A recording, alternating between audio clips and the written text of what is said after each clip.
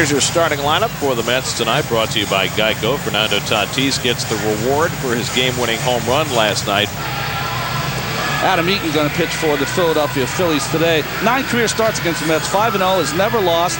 Pitched great at Shea Stadium. He has struggled a little bit here, but he has got absolutely no run support from this powerful offense of the Phillies. And the Rico Philly fighting Phil's defense is pretty much the same. Worth is playing right field as opposed to Jeff Jenkins, who is really kind of a power hitter. You see Greg Dobbs is playing, the left-hand hitter is playing third base. Pedro Feliz getting a day off.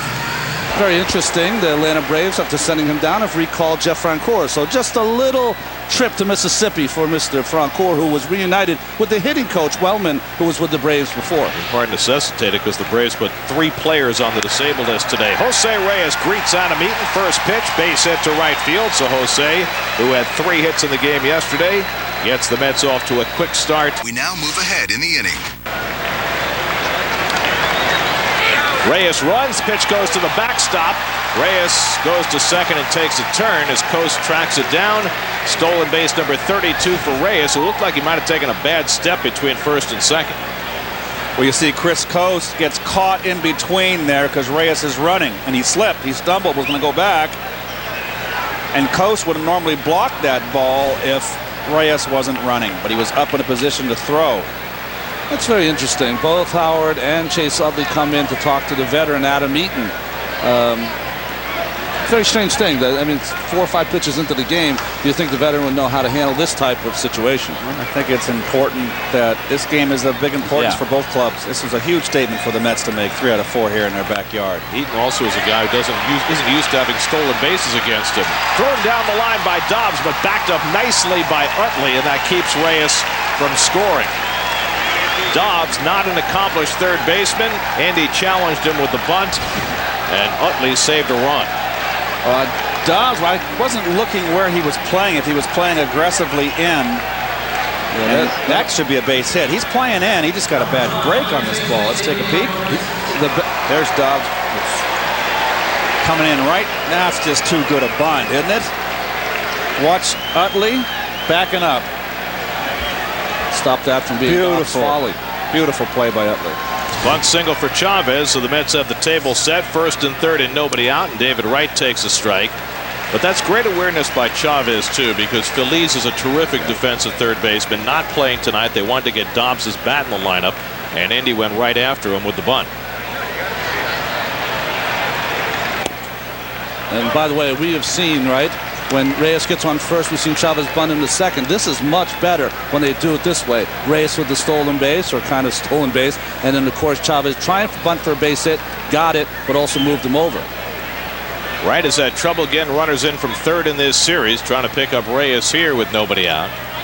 The infield back, and David flares one to the right side. Utley makes the tag on Chavez, turns the double play as the run. No, they say they missed the tag on Chavez.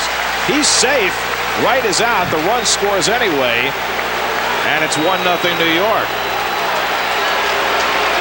Well, good heads up by Chavez here, and really a nice play by Utley. You got to wonder if he didn't make the tag. Let's take a peek. This is such a quick judgment play. There's no argument. Well, Utley certainly thought he had made the tag. Charlie Manuel is out to argue.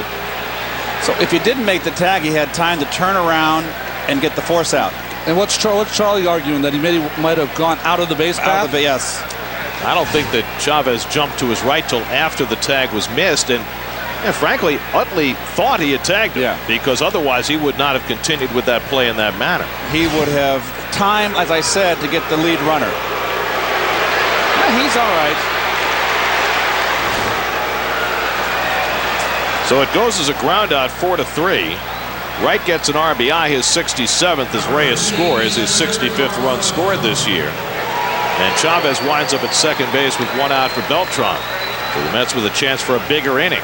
And Beltran, who had a big day yesterday, bounces the curveball foul. And that's the one encouraging thing. Well, not the one encouraging thing. Many encouraging things with the Mets going on right now since Jerry Manuel's taken over, is that Beltran has been in a deep slump, and the bomb yesterday and the big RBI late in the ball game to make it a 2-0 game. You need Carlos in that cleanup hole to start getting hot. Eden's ahead of him 0-2. Carlos had 3 hits in that game yesterday, including that laser shot home run, his 13th of the year. Damian Easley hitting 5th today against the right-hander. Interesting. Very. He hit 5th against the left-hander 2 nights ago, Jamie Moyer, but then 6th yesterday against Kendrick, the right-hander. But Jerry Manuel going the other way and hitting easily in front of Delgado against the right-hander. Up and away to Beltran, 1-2. Well, the Mets the last 2 games have had a better knack for getting those runners in. But the Mets offense, really with the exception of the first game of the series here, has been clicking now for the better part of a week. 1-2, popped foul. Over the last 6 games, the Mets have a team batting average of .311 and have scored 40 runs in those 6 games. Well, they have just been ice cold for so long, and it's just too good a talented lineup not to get it going. And, you know, but keep on saying, you know, it's a matter of time. It's a matter of time. Well, I think they're finally turning the corner. And I think what's most encouraging is, you know, yesterday notwithstanding, as Beltran grounds one down to Howard, and he'll take it himself for the second out as Chavez moves to third. Yesterday notwithstanding, the Mets are scoring runs without the benefit of a lot of home runs. And that's a good thing. That means they're bunching hits together. I think they also have gotten such an injection from Chavez and Easley, bench players who have had to start because of injuries, and they've both played well, and they've both added to that offense, and that's one of the reasons why they're scoring more runs without the benefit of the home run. And it's not just the hitting, it's the base running too, and I think that's been a huge part of where the Mets have improved during this stretch. Here's Easley with 2 out and a runner at third, and he takes the curveball for ball 1. I think it's important to note too is that, Gary, they've been starting to steal bases more. Jerry Manuel, when he took over, he implored his speedsters to steal more bases, particularly Carlos Beltran. Carlos Beltran stole 2 the other day, or yesterday, or the other day, I forget. But they're starting to take advantage and use all their weapons. Well, whenever I looked at the offense when it struggled, to me, it looks like everyone on the team kind of looks around and just is waiting for someone to hit the big 3-run home run. Well, obviously, maybe they're not that kind of team anymore. And Eaton nicks the outside corner, 2-1.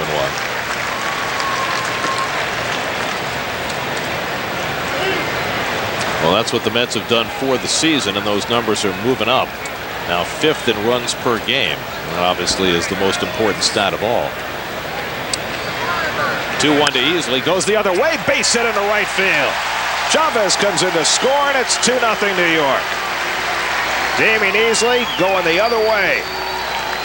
And he now has a 9-game hitting streak, and the Mets take advantage of that missed tag by plating Chavez with the second run. And in those 9 games coming into this game, good hitting right here. Going right with the fastball, low and away, right the opposite field, driving it. He's hitting in that 8 games, Gary, not counting this at bat coming into the game. .464 in those 8 games. So he's just done a terrific job.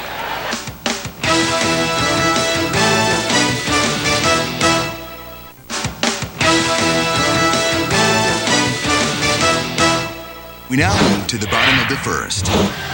Charlie Manuel goes back to his lineup against right-handers with Rollins hitting leadoff, Victorino second, and Utley third. He puts Greg Dobbs in the lineup for offense, but he's already cost them defensively. And Pedro Martinez will try and survive the first inning, which has been a huge problem for him. You see those numbers, of course, as ugly as if ever been for Pedro. But I think the key for him is, Jerry Manuel talked about it a little today, to use his instincts when he's out there pitching. Because it doesn't really matter if he's throwing 89 or 85, but he's got to have that differential between that and his changeup. And I think location is the key. And the Rico defense, Tatis being rewarded for that home run that won the ball game yesterday out in left field. Same cast of characters in the other positions. Jimmy Rollins 2 for 13 in this series, and he takes a strike from Pedro. And Rollins has been struggling. His power numbers are down. You see the 6 home runs. Here's a guy that hit 30 last year. And Pedro's fastball misses away 1-1. In his last start against the Cardinals, Pedro gave up base hits to 5 of the first 6 hitters, including a 3-run homer to Troy Gloss. He settled in a little bit after that, but his starts have been very difficult for him. You know, Keith, let's watch here for Pedro, because I think you see the numbers there. One of the problems that he has is after surgery, I shouldn't say that, even before surgery when he was laboring with his shoulder, to stop that pain that he would get, he lowered his arm angle just a tiny bit. Remember that. He's come back now from surgery throwing hard, but he still has the same arm angle. So instead of that ball diving away from the left-hander, it kind of moves away in that same plane. And I think that's one of the reasons that even though he's throwing 90 miles an hour, he's been easier to hit. Rollins bounces one out to Easley. Nice big hop. And Rollins retired one away. We now move ahead in the inning. 3-2 to Utley. Popped it up. Wright should have a play. And so Pedro Martinez puts the first inning woes aside and retires the Phillies 1-2-3. Action continues in the top of the second. Ryan Schneider hits it hard. Diving stop by Utley. Glove flip. And Rollins can't go anywhere else with it. Rollins dropped the ball, but on the transfer. But what an incredible play by Utley to rob Schneider of a base hit. Full extension here. And what makes this play not being a double play, what a play, is Tatis's hustle. And we've talked about, look at him busting. And then gets in the way of Rollins and prevents him, makes him rush. Very nice. Because normally with Schneider running, you figure Rollins still has plenty of time to turn that over. We now move ahead in the inning. 3-0 from Eaton, and he walked him. So the Mets have two men on with Chavez coming up. First walk given up by Eaton, who averages a little over 3.5 walks per 9 innings. And he's a guy, too, Ronnie, that gives up a lot of hits. He's gone into this game with 97 2/3, 107 hits. He's always a guy that give you 6 innings, give up 3 runs, but give up 9 hits. Last year, 162 innings, 192 hits. Well, last year, Eaton had a 6.29 ERA for the season. It's hard to pitch all season with that kind of ERA. Curveball in for a strike to Chavez. Yeah, and he only pitched 161 innings, I think, in 30 starts. You do the math. That's not good. And gives up the gopher ball, too. 13 home runs allowed this year in 98 innings. But he's never lost to the Mets. Although the Mets have done better against him this year. He pitched a game against the Mets here in Philly in April, in which he gave up 4 runs in 5 innings, but the Phillies rallied to win that game. In fact, the team he's pitched for, is 8-1 in his starts against the Mets. Chavez drives one into right center for a base hit. That'll get Schneider home. Reyes heads for third. An RBI single for Endy Chavez, and it's 3-0 New York. So Endy is 2 for 2. That's only his 9th run batted in of the season.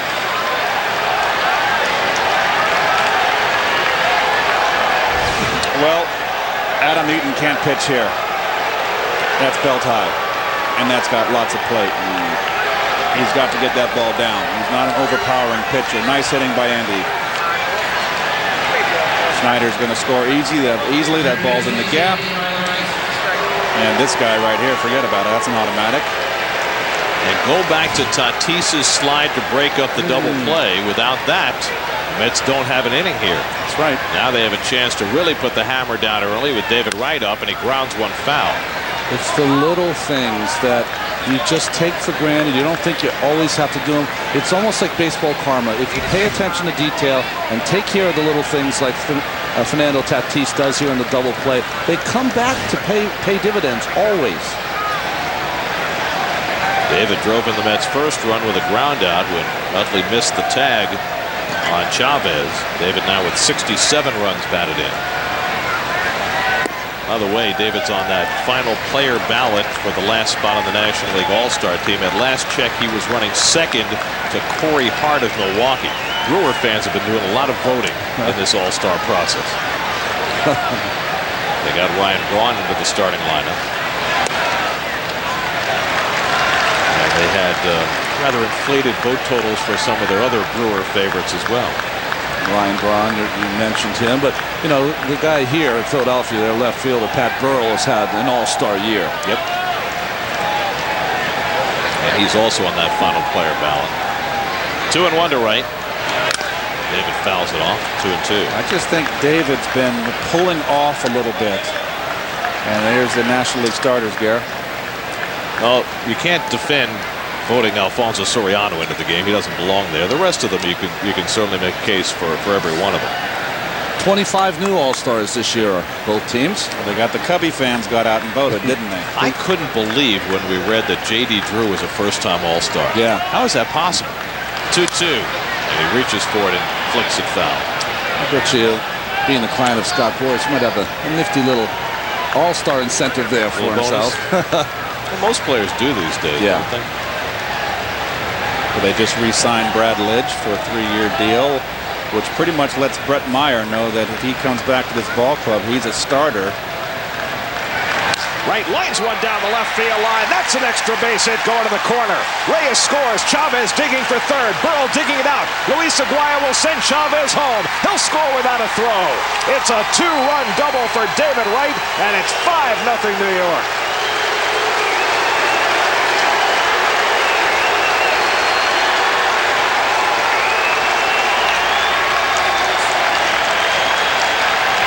Well, big mistake here. Wants to come in, or where is it? Down over the middle. And David, you don't throw cripple pitches to good hitters. And that is a big 2-run double. That's Endy cut those bases, huh, Keith? Yep. I wish I could have run like that. Just once, right?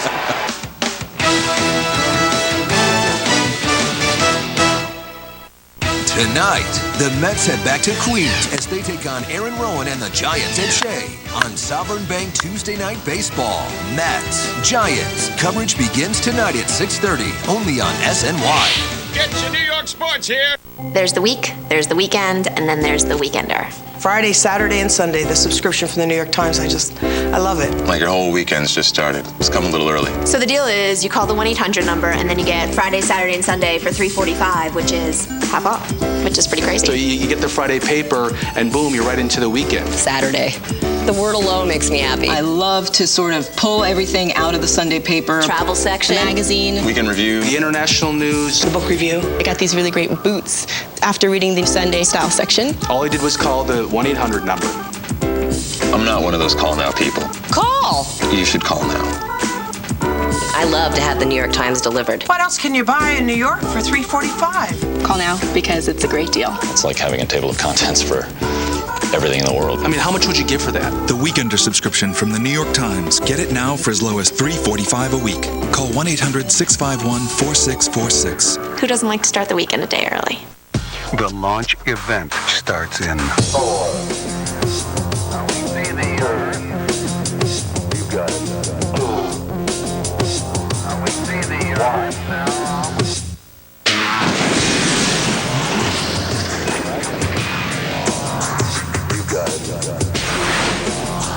Go to Lincoln.com and enter your zip code for your best local offers during the launch. Other car insurance companies base their rates on credit scores. We don't. Just drive well, my friends. Just drive well. Cure Auto Insurance. SNY.TV. New look. Better features. With original content. Exclusive interviews. Game highlights. Delgado hits one deep. And the best insider info. Plus, get your team gear at the SNY shop. SNY.TV. Your online home to all things New York sports.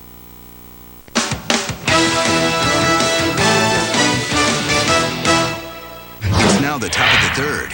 One now. The Giants have changed their rotation. Originally, as you look at the City Probables for tomorrow, they were going to have Lincecum against Santana Wednesday, but they've moved Lincecum up to pitch tomorrow against Pelfrey so that he can get 2 starts before the All-Star break. Hit hard past the diving Dobbs, base hit. Delgado will go to third and stop there. And the Mets have runners at the corners with 1 out. And Tatis, after last night's heroics, is 2 for 2. We now move ahead in the inning. And I think pushing the envelope a little bit. Maybe nice time here. Maybe hit and run, get something going, move the infielders for Schneider. And there goes Tatis, and the ground ball will be handled by Rollins. His only play to first as a run comes in. And now it's 6-0 New York. Ronnie Darling stealing signs, and the Mets get a run.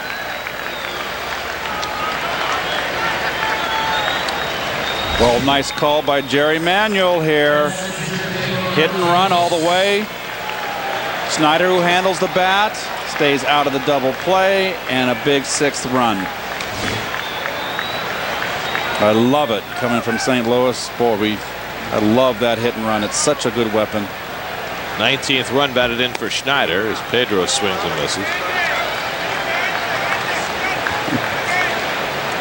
Pedro struck out trying to bunt his first time up. He is now 6 runs to the good in this game, and now finally the score has caught up with the scoreboard. Well, we talked, Gary, about when you're struggling is the first line of business is to get to 500, then get over 500, then worry about the teams in front of you. Mets are at 500.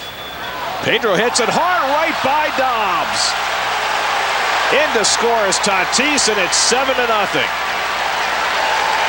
I'll tell you what, you just can't hide the bad defensive player. Error on Dobbs allows a run to score.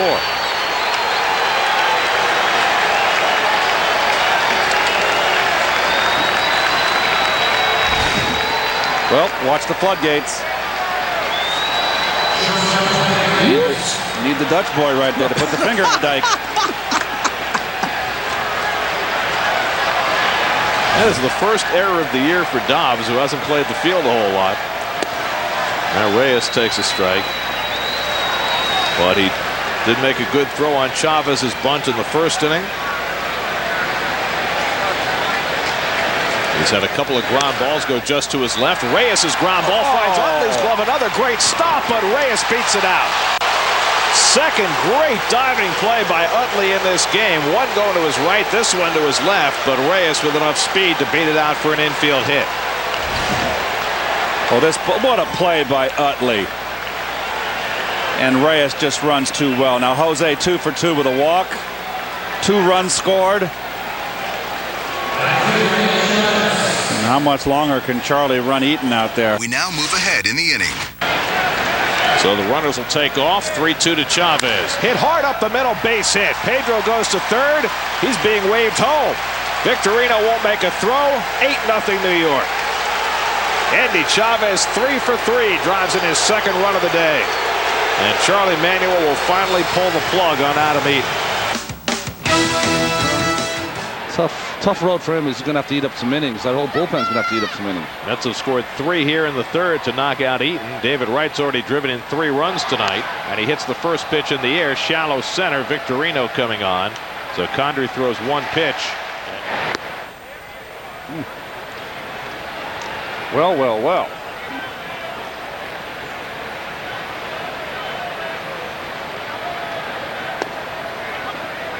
Now, just keep the rain away. Now you're a pitcher who's been struggling. You've been given an 8-0 lead. You change anything? No, absolutely not. You don't start thinking about throwing more fastballs because you're ahead. Pedro is in the ongoing process of reinventing himself here. So stick to the game plan. Strike one if you can. Changing speeds and keeping that location. Curveball strikes out Condrey. That's the 3rd strikeout for Pedro. So 1 out and nobody on. That was a bit unfair. He at Shea tomorrow night to celebrate the Jets' return to Shea. The Mets kick off a 3-game series with the Giants at 7:10. Get to Mets.com now for your tickets. I think my favorite Jet ever is going to be there. Really? One of my favorites is going to be there. I saw it today. Emerson Boozer was one of my favorites from watching those old tapes. My favorite Jet of all time is Wesley Walker. Really? University of California. Wesley, who was blind in one eye, may have been as good a receiver as the Jets have ever had, and he just had a certain clutchness to him. Hit to left field, and Tatis is there to catch Rollins' fly ball for the second out. It's amazing, those receivers, that even when they have all the attention on them, double and triple team, they find a way to get that catch for the first down. Walker was like that. I was a big fan of Emerson Boozer. Yeah. I love the name. Me too. You know what the great thing about Emerson was when he carried the ball? Always had 2 hands on him. All That's the time. right. Never fumbled. I've got Emerson's autograph. I met him at a fundraiser a couple years ago, and I asked for his autograph. I got it. Shane Victorino takes a strike. Victorino grounded out his first time up. Those are your heroes growing up. Yeah. Well, they played on those black and white TVs.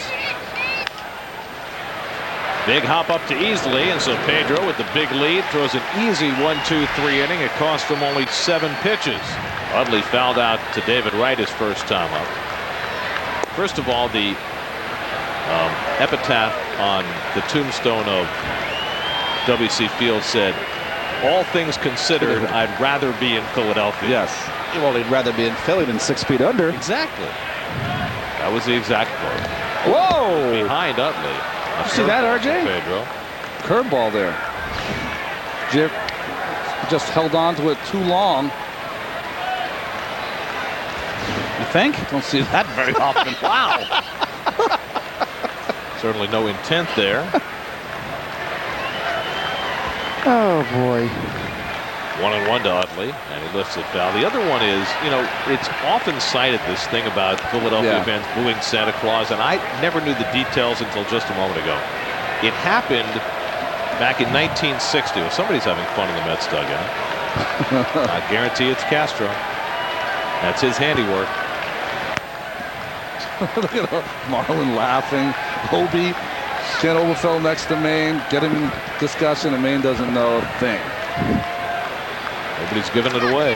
Utley drives it to deep right field. Forget that one. The National League's leading home run hitter hits his 25th of the year. And Utley puts the Phillies on the board. It's now 8-1.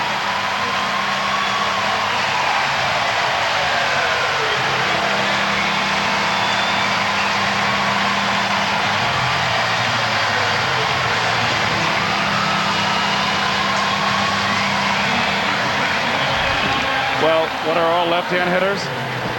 Down hitters. Low ball hitters. And where's that pitch? An inner half down, and Utley gets the barrel right through. What's the terminology today that I never can understand? I finally get it. It's squaring up. And you watch Pedro's reaction.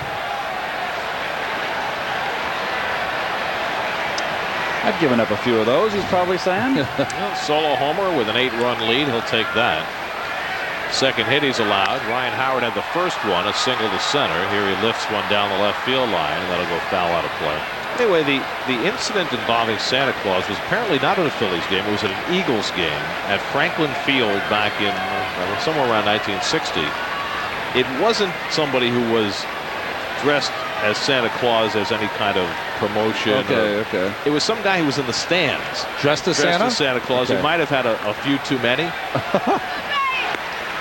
And they pulled him out of the field for some reason, and he got booed. Oh, okay. So that's the genesis of that. Well, it's cold up in the North Pole. You need a toddy once in a while. All that having been said, Philly fans have been known to boo. There's a call strike to Howard. That's 2-2. As increasingly, so have fans in New York. So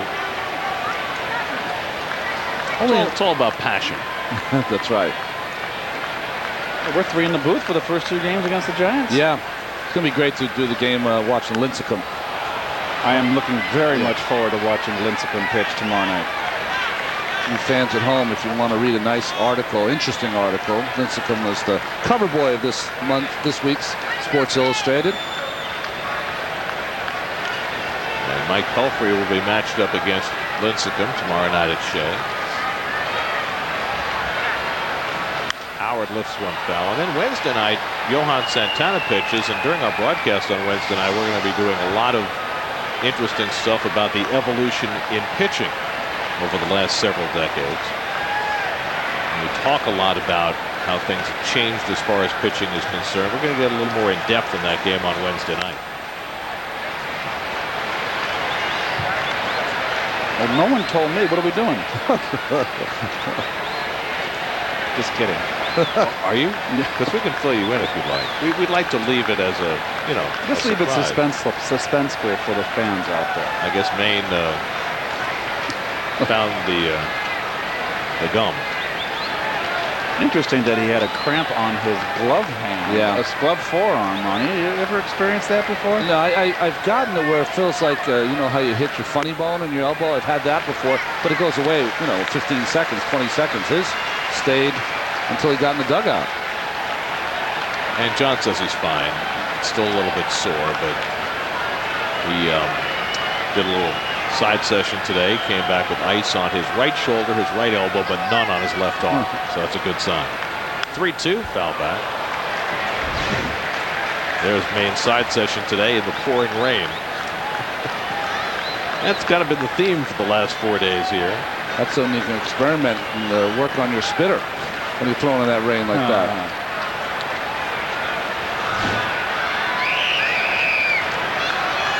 10th pitch of the at-bat to Howard, and he grounds it foul. So on a day when Pedro's had some fast at-bats, he's not having one here with Howard. Right on the heels of Utley's home run. I'm looking around. The sky looks pretty clear. We're golden. Oh, you just shot the You didn't say that out loud, did you? Remember, this is not yet an official game. 3-2, and Howard fouls another one. That one he fouled off himself. And you see Pedro 92 mile per hour, that inside fastball after the changeup. Put a little something extra on it. Try to sneak it by him. Almost did.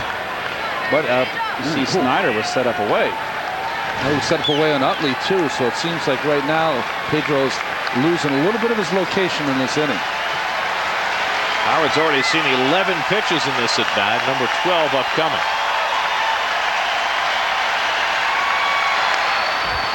And it still goes on.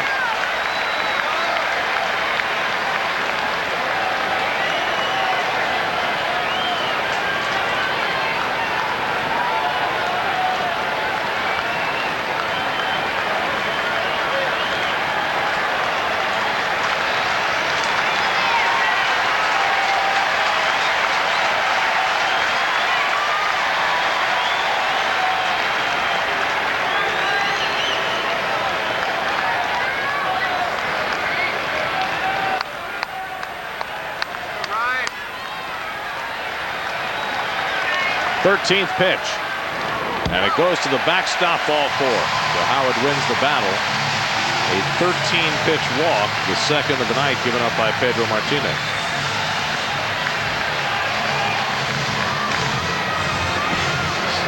So now Pat Burrell will come to bat with a man on. Carlos Delgado is going to stroll into the mound and buy a little breather for Pedro. Well, I think one of the things that's difficult, we always talk about Pedro when he was hurt with that hamstring. He did not throw a lot in the game. He threw a lot, playing catch and other things, but he did not pitch a lot, only pitched in one game. And I think what happens is that mentally, sometimes you're not as sharp as you are physically, and being able to, for 2.5, 3 hours, be able to concentrate on every single pitch. That's one of the tough things, because your mind will wander a little bit. When you are at your best and concentrating on every pitch. Grounded slowly. Wright will go to second and get the force on Howard. Relay by Utley, not in time. That ball was hit so slowly. It's amazing there was ever even a thought of turning to, but Howard and Burrow between them can't run a lick, and the Mets almost turned it over. Well, that's taking nothing for granted here, David, with the quick release. Easily said, hey, he's out of the way. Continue the play. You never know. Close. We're very close. Well, he can't run, but he also has that real big swing that keeps him in that box for a long time. Never assume. I was just finishing my thought.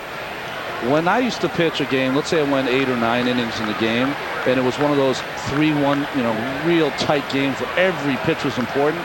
I remember going to eat after the game with family or friends, and would look at the bill, and I couldn't add it. Like, my brain would be so immersed still in the game that I couldn't do the simplest of things. Dobbs grounds it down to Delgado, has it at the midsection, drops it, recovers, and gets the out on Dobbs as Burrell advances to second. Looks like Carlos tried to trap that ball against his body. Or you want to get in front. It's a tailor-made double play if he fields it cleanly. And tough hop, in between hop, tough hop. Hey, that ball gets by him, it's big trouble.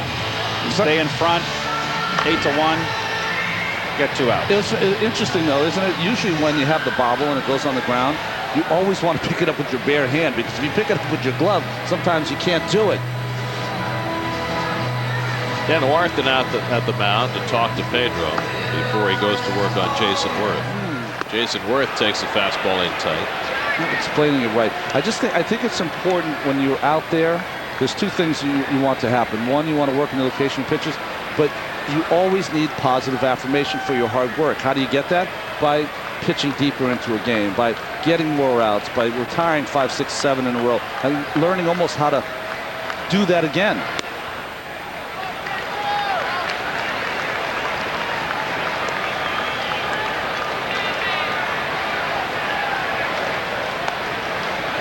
That's so interesting, because you would think that the mental side of the game would be something that would never leave you when you're as accomplished and as bright a pitcher as Pedro is. But he's been knocked down a peg, and I think he's lost a bit of confidence. And when you lose a bit of confidence, he works as hard as anyone, but at some point you got to have some positive affirmation that what you're doing and what you're working towards is going to be successful.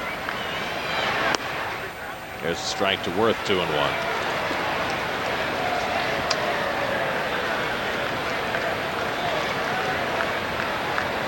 Chris Coast, the number 8 hitter, hoping for a turn.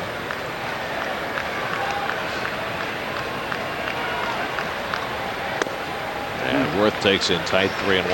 And just naturally, Gary Keith, your age, when you start getting up there, the concentration is not as intense, not as good as it was when you're younger.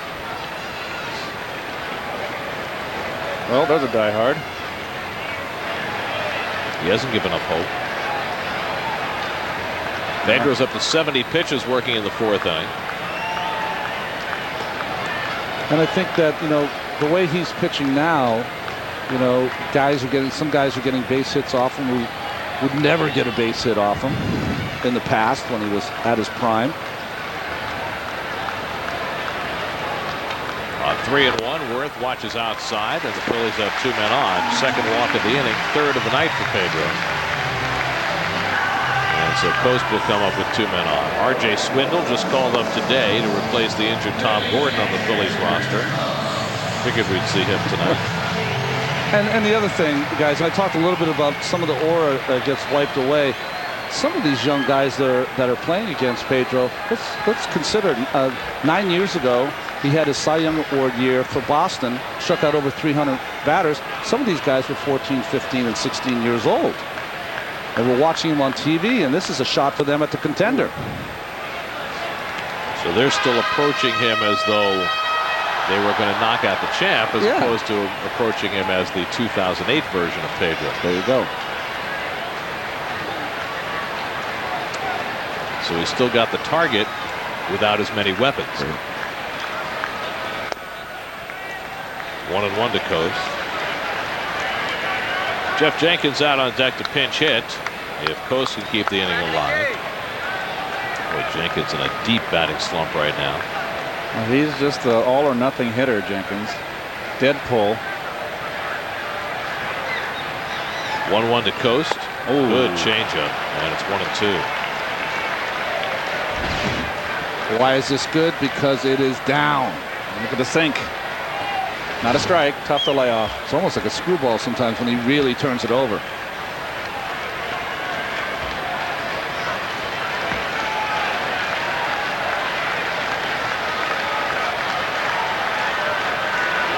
And Coast just got a piece of that as he bounced it foul. Chasing the curveball.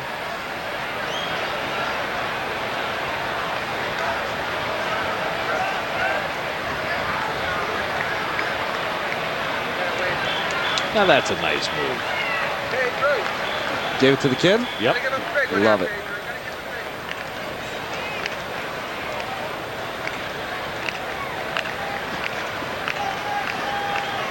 Coast is 0 for 9 in this series with a ground out his first time up. 2-2. Just making me think of we have friends that come over occasionally, over the apartment, or my wife's friends. They'll come over and my wife will go, hey, do you have a ball you can sign for them? I said, don't have any baseballs here. No. You know what I mean? Like, people just assume that you're going to have a drawer full of baseballs to sign. No baseballs in my house. I didn't know you had any friends. Yeah, well, I don't. I told you it's my wife's friends, not my friends. 2-2, pop foul. Well, whatever baseballs you might own are probably ones you wouldn't want to part with. That's right. Well, they're at my mom's house. My mom keeps all of that stuff. All the baseball cards. 30 pitches this inning for Pedro. I love the person in the street that comes by and it's going to have your autograph, and he pulls his wallet out and he has my card in it. And it's happened, I'm telling you, a dozen times. Wow, in New York. You carry my baseball card in your wallet? What are you, sick? You mean a lot to people.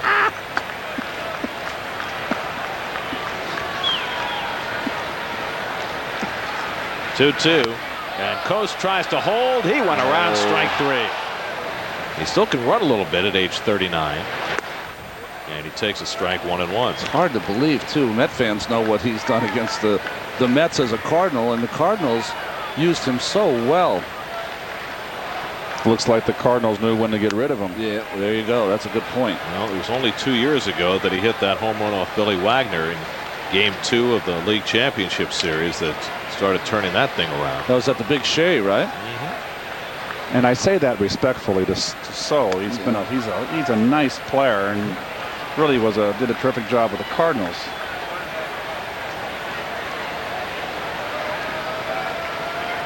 It'll be Taguchi, then Jimmy Rollins and Shane Victorino here in the bottom of the fifth. 3 outs from an official game. Make it 2 outs from an official game. Strikeout number 5 for Pedro.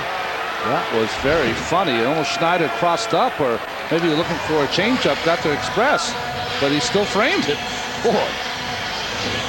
Great hand-eye coordination to be able to do that, as they will discuss what happened. It looked like he was expecting a cutter, didn't it? Yeah. Or a changeup, maybe. That ball didn't move. So now here's Rollins. Jimmy continues to struggle. 0 for 2 today. 2 for 15 in this series.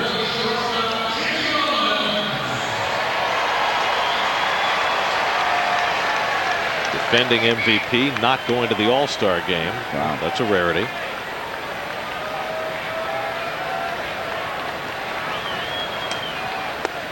And he takes a strike. Of course, there are always some changes in that All-Star roster in the week between now and the game. R.J. Swindle, the lefty up in the Philly bullpen, he'll be coming on. Guys drop out because of injuries and other reasons. 85, I was a replacement for Joaquin Andujar, so I got to go. And Rollins drives one to the gap in left center. That's a base hit. Beltran cuts it off, and Rollins will settle for a single. That's what Rollins needs to do more of right now. He's been pulling off a little bit. Sometimes you just can only take what the pitcher gives you. No center fielder does that better than Beltran, by the way. Turns doubles into singles. And part of it's because he plays deep, but he just is so good at tracking that ball in the gap and putting himself in a position to throw. Yeah, and he also hustles to it. Sometimes you can stop a guy from going to second, just guy getting to the ball quickly. Once they round first, they look up and they see you with the ball. That deters them from going ahead. Now Victorino with 1 out and 1 on takes up and away. Victorino's grounded out twice in this game, 0 for 2. Phillies now have 3 hits. The Mets have a dozen. Mets scored 8 runs in the first 3 innings.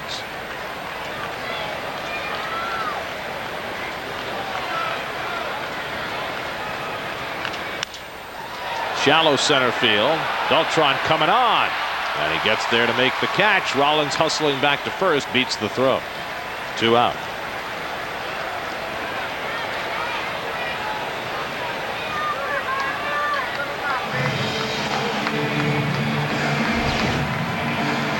Well, watch Beltran up here. And you're going to do the... Oh, we're doing the Coors Light freeze cam. I love it. Gets a good break in. Always gets a good break in. And look at Brian Schneider, the catcher, running over there to the dugout to back up. Very good, Ron. Very nice, Brian. That was a nice spot shot. That was outstanding.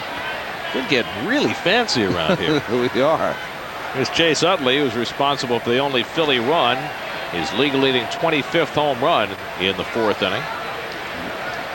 Now has 68 RBIs. And his first pitch, I guess that was a fastball. This is outside to David Wright. Pedro with 5 innings in. Nobody up in the bullpen. Pedro's thrown 95 pitches. In tight to Wright. 2-0. David drove in a run with a first inning ground out. Drove home 2 more with a second inning double. 1 for 3 on the night. And Swindle paints the outside corner. Like Ewell Blackwell, that little whip, huh? R.J. Swindle. Minus around 20 miles per hour. Yeah, exactly. R.J. Swindle first signed with the Red Sox back in 04. But he spent a lot of time in independent ball. Pitched for the Schaumburg Flyers in, I guess that's the Frontier League in 05 and 06. Pitched for the Newark Bears in the Atlantic League in 07 before the Phillies picked him up. And when you top out at 83 miles an hour, that's the kind of route you have to take. But, you know, you got to give him credit. He has a love for the game, has a dream, and stayed with it. There it is. There's that Ephus pitch. That's something else. 3-2. Let's hear the collective whoa from the people in the stands. That was funny. 3-2. Foul down the right field side, out of play.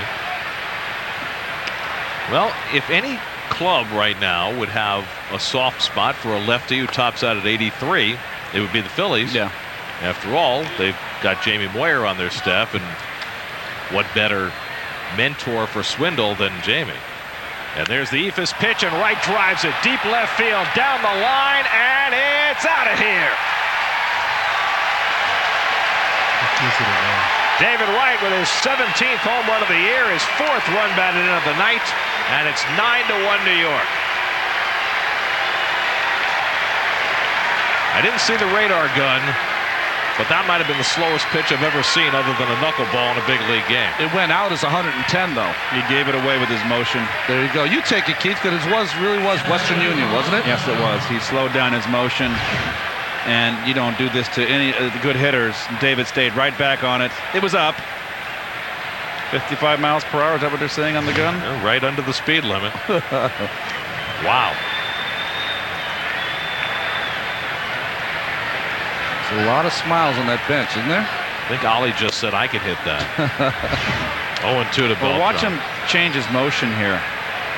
You can just see it. He went to sidearm and it stayed flat. It's almost like he tried to quicken up his motion and then to fool Wright, but didn't do it. Beltran lines a base hit. So the Mets have greeted R.J. Swindle rudely here in the 6th inning. Mets now have 14 hits in the game, the first of the night for Beltran.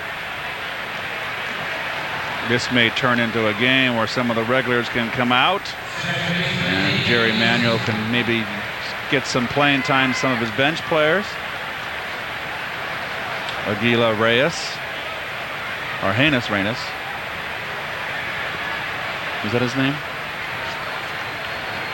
That's how you pronounce it. Argenis. Yes. Reyes.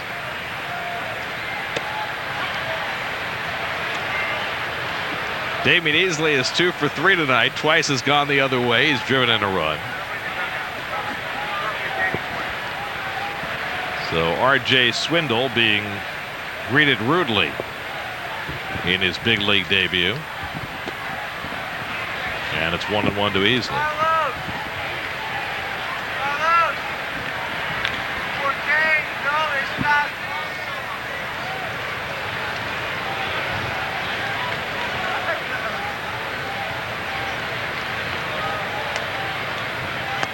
And the fastball low and outside, 2-1. 9-1 score. This is the official stop sign on running. Yeah. Although Howard is holding against Beltran, which is a little surprising. I guess with Rollins having stolen, the Phillies figured the Mets might feel free to steal in kind. Well, you better not. And that's in for a strike to Easley. Well, it was a little surprising to see Rollins take off for third base on that 3-2 pitch to Utley. It just is bad baseball. You've got the guy that has hit the most home runs up at the plate. You are getting shellacked. The only way to get back in the game is to get a bloop and a blast, a home run. Easily fouls it off. And as Utley is out at the plate trying to concentrate on Pedro Martinez, he's got a guy running from second to third. And I know that some hitters say it doesn't really bother me, I don't see it. I don't truly believe that. I think it's just a bad play. Stay where you are. Let your hitter concentrate on the pitcher. And also, it really reeks of a stat padding move on Rollins' part. Doesn't help your team. 2-2. Just inside easily. And, you know, we were just talking about Vince Coleman a few moments ago, and that's the kind of thing that Vince did that drove you crazy. He didn't do it as much when he was with the Cardinals because their whole team was molded around that kind of, and they weren't the kind of team that was going to score 8, 9, 10 runs. They, you know, had a lot of low-scoring victories. And Easley lines a base hit, his third of the night, and so Swindle still hasn't recorded an out. Wright with the home run, Beltran with and Easley with back-to-back hits, and just a half game behind Boston for the wild card lead. Delgado 2 for 3, a single and a double, and he swings and misses at R.J. Swindle's first offering. Lost Santana, lost Carlos Silva, that's 2/5 of their rotation, lost Torrey Hunter, one of the mainstays of that lineup, and now playing better than ever. Last night, Carlos Gomez, I believe, drove in the go-ahead run with a ground out. Of course, the other young pitcher that the Twins had is Matt Garza, who's now in Tampa Bay and pitching so well for them, but you know, the Twins, Kevin Slowey has been great. Baker has been great. They're just getting a lot of contributions from a lot of young players from their farm system, which is what they do. And a very underrated staff there, though. Old ex-Mets, Ron Gardenhire as the manager. And, of course, Rick Anderson as the pitching coach have just done a fantastic job there. Uncle Andy. Uncle Andy, that's right. It's not coincidence that the Twins keep contending year after year despite a low payroll. They just play the game the right way. Swing and a miss, and Swindle has his first out as he gets Delgado one away. Well, Swindle really is should be just a left-handed specialist coming down Laredo there, sidearm. Can be much more difficult for a left-hand hitter. He's going to have a world of problems getting out right-handers, Ronnie. Yeah. So one out. Here's Tatis, who's 2 for 3 today. Singled twice, scored a run. The Mets now have 15 hits in this game. Chavez has 3. Easley has 3. And Jerry Manuel made the point today. He said, right now, it's those guys who are carrying us, Chavez and Easley and Tatis. He said, those are the guys who are making the difference for us right now. They're contributing. They're bringing energy. And they're helping the Mets win games. And there's the Ephus pitch in for a strike. You see Fernando, he had 2 steps. You know, you take your stride for the hit. He made 2 strides. Here's the first one, and then stutter step. And don't swing.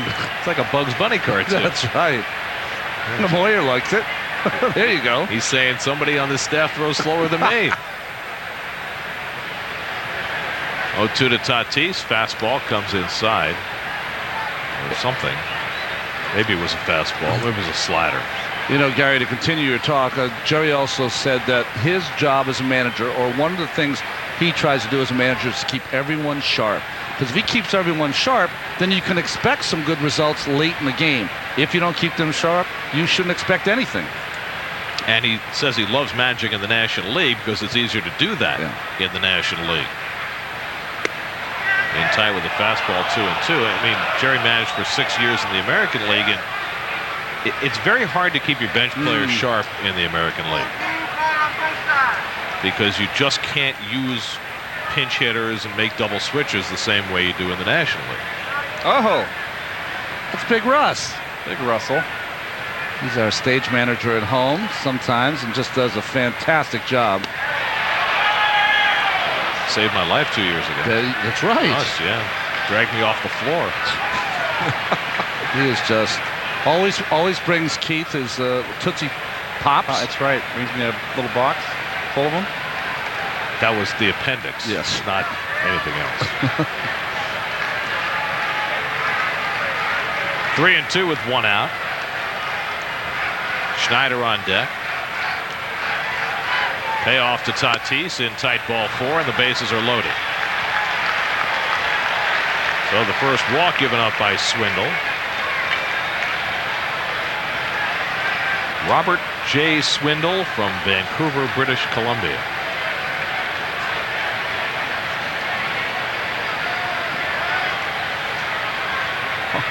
Did you hear the fan? Oh, boy. One of the fans down here yells up to Harry Kalas, "Harry, please help."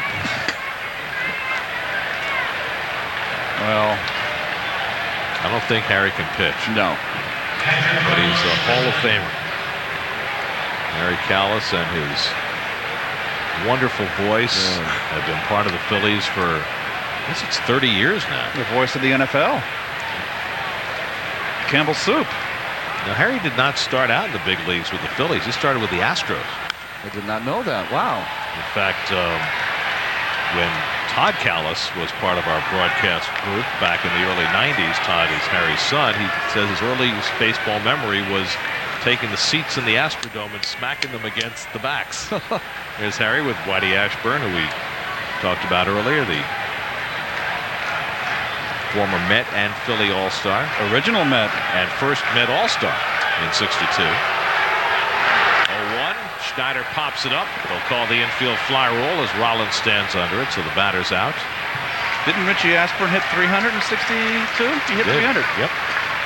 He was named the MVP of the '62 Mets, and what Whitey always said, I'm not sure if that was a good thing. He was a fine man. Yeah. Intense competitor. And just the nicest guy you could ever be loved around. him.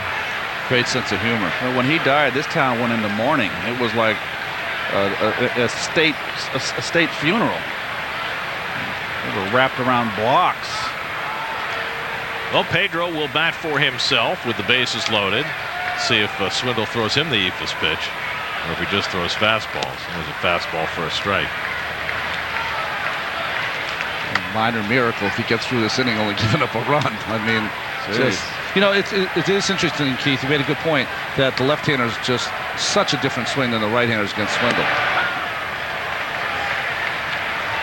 0-2 to Pedro, who's 0 for 3. Pedro has to feel good about getting a fourth at bat. Tony Armas Jr. up in the Mets bullpen. Probably get 7 out of Pedro. And then Armas come in and mop up the last 2. Remember we were talking yesterday, Ronnie, about Armas pitching back-to-back days, which he could have if he came in last night after being a starter his whole career. And Jerry Manuel said, I'm not worried about that. He said he's got a rubber arm. He's got that kind of arm that he can pitch every day. Who knew? 1-2, hit off the middle. Pedro has a base hit. Beltran in to score, easily right behind him. Victorino's throw to the plate and easily is tagged out. Take this for what it's worth. Ryan underwent an MRI of his brain and his neck, and both came back negative, which is good news. The problem is that even when he first got hurt in Atlanta and he had an MRI of his brain, that came back negative too, and that was 6 weeks ago. Pedro throws the curveball and Howard takes ball 1. So it's a good thing, but it's not the be-all end-all. Yeah, it's. Yeah. And Howard fouls it back. I asked Omar Minaya tonight, I said, over the last 6 weeks, have you learned more about concussions and how to deal with them? And he said, well, you always learn because, you know, we haven't really had to deal with this before. He said, but there's really not much we can do except listen to our medical experts. Yeah. Which, of course, is true. None of us, Omar's not a doctor, Jerry Manuel isn't a doctor, we're not doctors, but I think what we've learned, though, is that concussions are a very dicey thing and that everybody reacts differently. As Howard pops it up in foul ground with the shift on, Wright has 1.5 miles to run and he gets there. That's very nicely done by David. He really had to sprint to get there from a shortstop position for the first down. Well, he starts out here.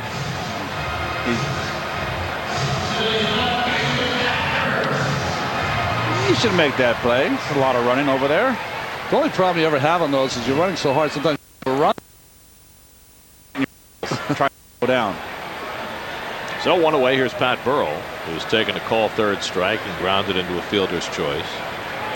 So the bottom line is, Church, is that we don't know what the bottom line is. It's going to depend on how Ryan feels. It's going to depend on what the doctors say about how he feels. And it may be something that the Mets have to deal with for the remainder of this season. And I think Omar understands that too at this point. Yeah.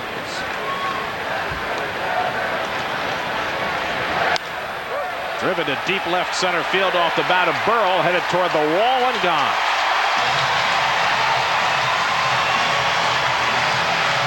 Well, Pat Burrell had gone 12 games without a home run against the Mets. That is his 42nd career home run against Met pitching. His first ever hit against Pedro Martinez after going 0 for 22. And it makes it 10-2 New York. And that is the least painful home run for the Mets that Burrell has ever hit against them. Well, when you got a big lead, you're more inclined to throw a fastball first pitch. 10-1 ball game. Trying to get ahead with a fastball away, and it came right down the pipe.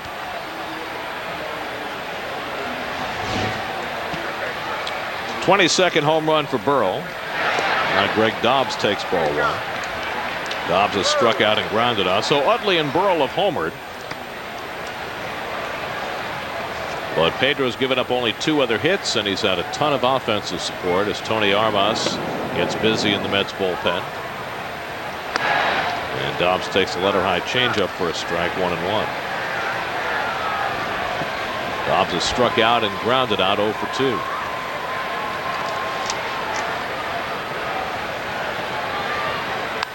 And he drives one deep to right center field. Back goes Chavez near the wall, and it's over his head.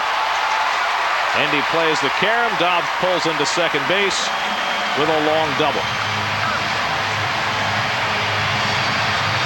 You don't see too many get over Endy's glove like that.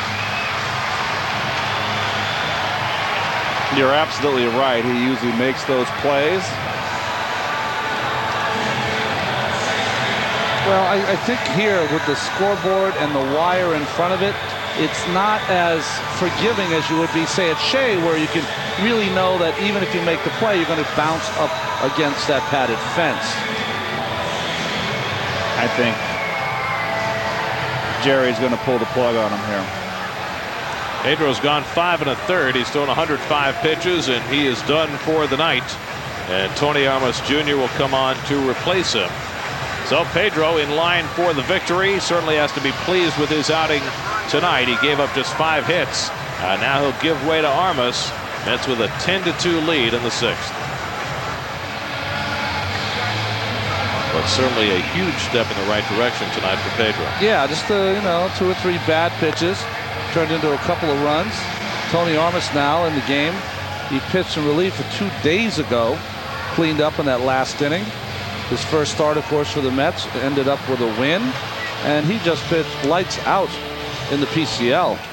Led the league in the ERA, only 88 hits and over 100 innings pitched with 88 punchouts. Jason Worth will be the first man to face him. Worth has been up twice and walked both times against Pedro. Tony Armas had never pitched in relief in his major league career until last year with the Pirates. He began the year in their rotation, made 15 starts. They pulled him out, made him a long man, and he made 16 relief appearances and had some success as a relief pitcher. And now, after making his 1 start for the Mets in St. Louis, being thrust into a relief role. Dobbs at second and 1 out. 10-2 New York, 6th inning.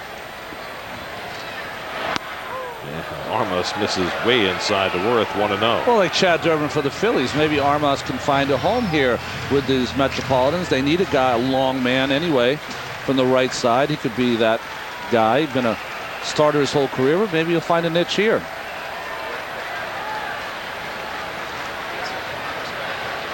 Mets might soon have another guy on their radar, and that's Orlando Hernandez. El Duque threw 4 innings in a rehab start yesterday. And as he tries to come back from his toe injury, he's figuring 2 more rehab starts, and he should be ready to make his season debut. Toe the slab? Yeah, indeed. And Torla Gem? There you go. Lynchy. It's such a cliche master. No, that was Ed Lynch. It was Ed Lynch's line, of course, a former Met. One of our good buddies. He used to go, "Oh, Ronnie towed the slab and twirled the gem." Isn't that the Billy Allman routine? That's right. Ed was one of my favorite teammates of all time. Top 5. Yep, great guy. Even though he became a lawyer. He's a baseball lifer now, huh? Yeah. Living in Arizona in the Phoenix area. Worth bounces it foul. He still works for the Cubs. He's a advanced scout for them. Yep. General manager, of course, of the Cubs for a few years. Lynchy had a good Bob Murphy impression. Oh, the best. Really good. Really? Yeah. Could you imagine? 6'7" guy doing Bob Murphy impression. It's Laurel doing Hardy. That's right.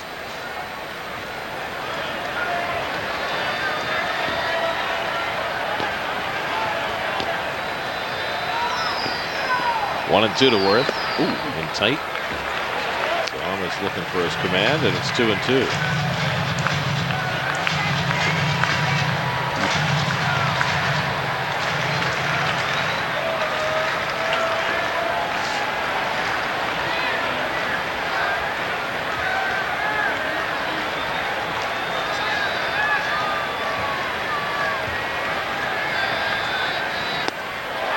Struck him out, so Armas comes out of the bullpen to fan Jason Worth, and that's the second out of the inning. Well, I think that Worth is very vulnerable to a breaking pitch away. I mean, that was a perfect pitch, but the way he hits, kind of off his front foot, he's always a little off balance on those pitches, and in the future, the Mets will try to take advantage of that. Here's Chris Coast, who's grounded out and struck out 0 for 2.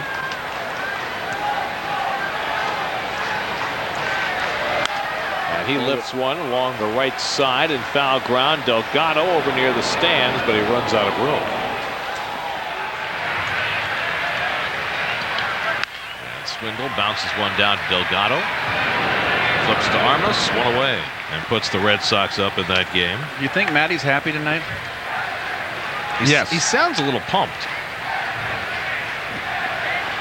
I thought he was contained. Here's Jimmy Rollins, 1 for 3. By the way, you know what Thursday afternoon Shea is? No. It's the first Gary, Keith, and Ron outing. Oh, nice. We have some the fans are coming. Grounded base hit going into right field. You have like 250 people or so? People who have gone to GaryKeithAndRon.com and bought the T-shirts, buying tickets as well, discount tickets for that game. Plus, we'll be bringing a couple of hundred underprivileged kids who wouldn't get to see a ball game otherwise. They're going to be at the Gary, Keith, and Ron outing as well. Fantastic. I'm going to make sure I prepare for the game the night before so we can go out there and say hello to those folks. Your wife, Lynn, has just done a wonderful job, Gary. She has really just dug her heels in and done the grunt work.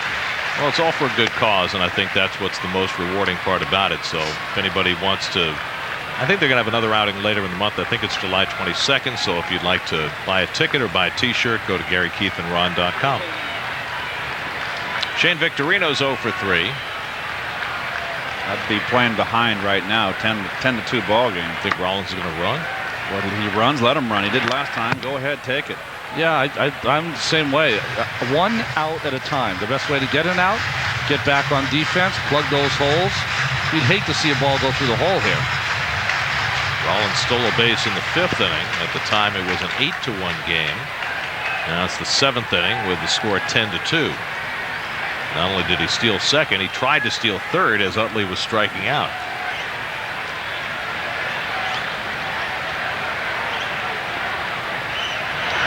Ooh, in the dirt, and that'll move Rollins up on the wild pitch by Armas. Hey, Keith, let me ask you a question. Okay, Utley's out of the game. Right. So you see this wild pitch from Tony. Ryan tried to keep it in front of him. Did a nice job blocking him. Just couldn't get it to keep it in front. Utley's out of the game. You're in a blowout. You're taken out of the game. What do you do? Go back in the clubhouse? Go back in the clubhouse. Get a dry shirt on. Yeah. Number one, get out of that sweaty top and get a dry T-shirt on. And to be honest with you, I would have had a Michelob. Very nice. I guess the question is, does it feel like time off? It's nice to come out of a blowout game. Yes, when you're an everyday player and you're out there every 9 innings and you get 3 or 2 off, it's nice. It's a nice break. Yes, it is wonderful. Because you get games on, you're sitting in the clubhouse. You know, Charlie Samuels, our clubhouse guy, would just go in his office, watch the game on TV, and, you know, have a conversation. It's nice. It's good relaxation. Ripped down the right field line. An extra base hit for Victorino. Rollins will trot home. And Victorino pulls into second base with an RBI double, and now it's 10-3 New York.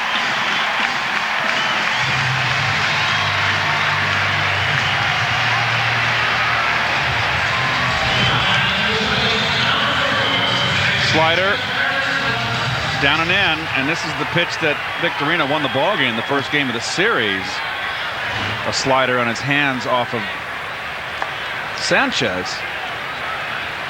So now Eric Bruntlett will bat for the first time after taking over for Utley, hitting at .265.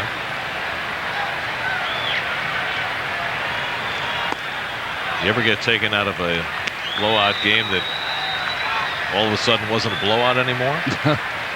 Well, that's the bad part, is that when you're taken out and something happens where a couple of bloops and a blast and they're right back in it,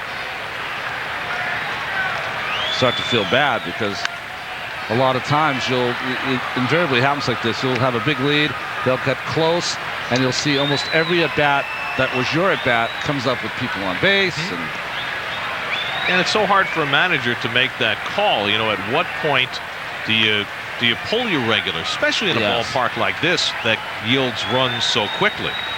Well, that's the point, I think. That, you know, in this ballpark, much different. It would be like managing in a blowout in Wrigley with the wind blowing out. What is that big game that the Philadelphia Phillies, of course, had against the Chicago Cubs? Ended up 25-24 or something like that.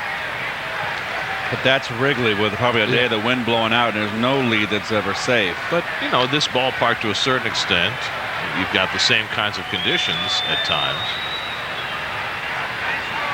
1-2 to Bruntlett.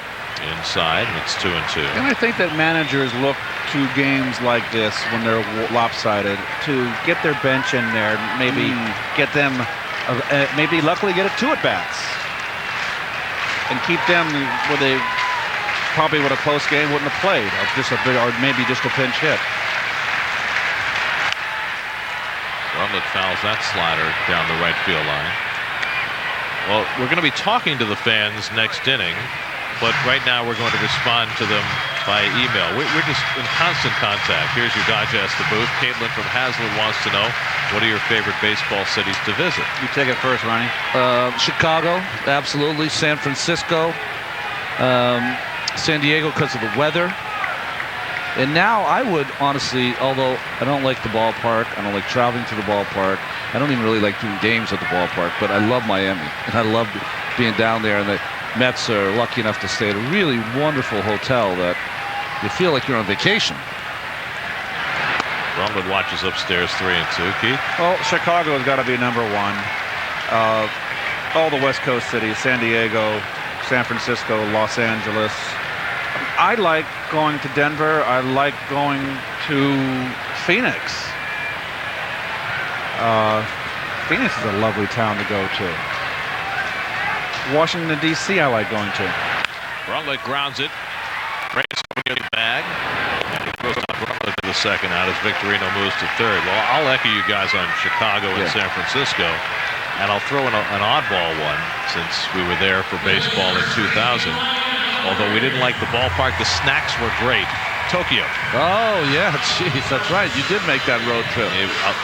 The dried octopus was unbelievable. The little foil package with the dried octopus. I ate that for about 3 days straight. Did you have the Bill Murray syndrome when you went over there? Did you have a hard time doing that game with jet lag? Come on. Lost in translation? Yes. Well, I actually had it worse than the players, because the players went out on a Wednesday, 6 days in advance. Howard drives one to deep right field. Chavez at the wall, and it's in play. A run scores, and it was touched by a fan. They're going to call it fan interference. The second base umpire, Dan Iasonia, finally made the call. He indicated fan interference. So Victorino scores, and it's a double for Howard to make it 10-4. Charlie Manuel's going to come out to argue it was a home run. Let's see. That's gone. Well, Dan reached over the railing. The question is, would it have been gone if they hadn't reached over and touched it? Close. I think that's gone. That was going to hit him in about the midsection or the chest. Well, it's got to go over that railing, that fence railing. I think it would have been pretty close. Yeah, it would have been close, but I thought it was going to hit him in the chest. He shouldn't be waving. You might have cost your big slugger a home run. I mean, he reached so far forward, it's hard to know how much that ball would have sunk. It was coming down, but the question is, how quickly was it coming down? And the umpires, oh boy, look at that. Well, they may change their minds. The first base umpire, Ron Culpa, was the closest, but he didn't make a call. But the second base umpire, Iasonia, had a better angle looking from the side, and he's the one who signaled fan interference. Well, in this case, we saw on the Delgado home run in Yankee Stadium, I call it a home run even though it was a double, is that, unless someone saw it better than Iasonia, they should stick with Iasonia's call, personally. Charlie, this is one of those issues that would be covered by replay if they adopt replay. And, people who are against replay talk all the time about how it would delay the game, and now they've changed it to a home run. But, of course, you get a delay in the game anyway while they try and figure it out. So now Jerry Manuel will come out to argue, and that'll delay things even further. And that, of course, is the reason why you'd like to put replay in. That having been said, I don't know if you would have been able to overturn the original call based on this replay. You're right. It's close. It's very close. It might have hit that railing and come back, or it might have gone over. But I think Jerry has every right to be arguing. He's saying, listen, he reached over. The guy who was the closest and the best angle had a view of it. He called obstruction.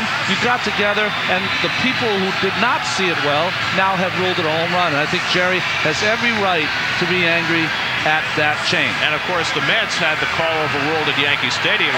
Jerry got himself thrown out, and he's been thrown out again. Remember that the original call on Delgado's ball at Yankee Stadium was home run, and they overruled it and called it a foul ball. And at that time, Jerry was the bench coach, and he was ejected then. And here again, the original call overruled, and this time again going against the Mets, it's a home run. It makes it a 10-5 game as Howard gets credit for a 2-run homer, his 24th. And so a Met 10-1 lead has turned into 10-5, and Jerry's going to go to the bullpen. He signaled on his way out. And there's another shot at the replay. You see the ball touched far in advance of the rail, and all you can do is try and judge the angle of flight to see whether that ball would have gone over the wall. And well, I don't know. When they decide that there's a call by Iasonia with the obstruction, and now changes the call, and this, I don't know. Yeah, that's the thing. I mean, who had the better angle? Who had the better call to change it? Because if the first base umpire, Ron Culpa, had the call in the first place, he would have made it. Yes. But clearly he didn't, so he signaled nothing.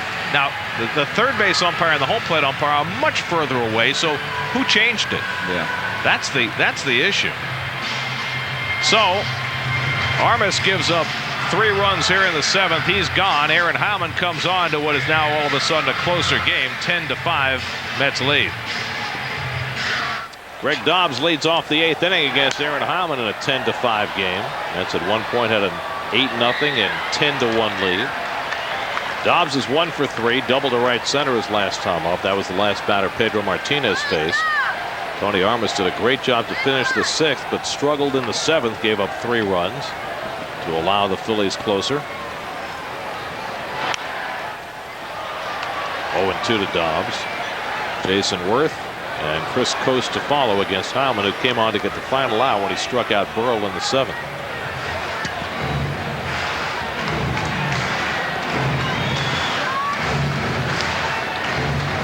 Heilman pitching for the 3rd straight day, but threw just 1 pitch on Saturday and faced just 2 batters yesterday.